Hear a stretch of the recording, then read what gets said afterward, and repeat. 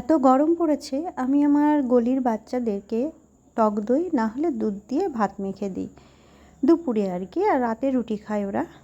তো আমার যেই গলির বাচ্চাগুলো আছে সেই বাচ্চাদের জন্য আজকে দুধ দিয়ে আমি মেখে দিয়েছি।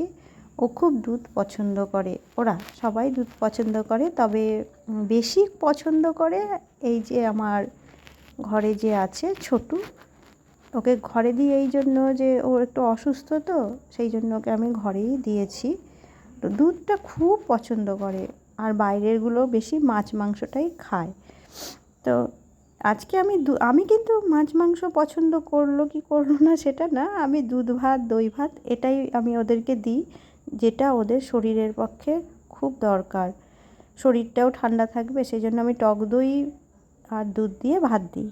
একদিন টক দই দিলাম, দ্বিতীয় দিন দুধ দিয়ে, এরকম বেশিরভাগই আমি তাই করি।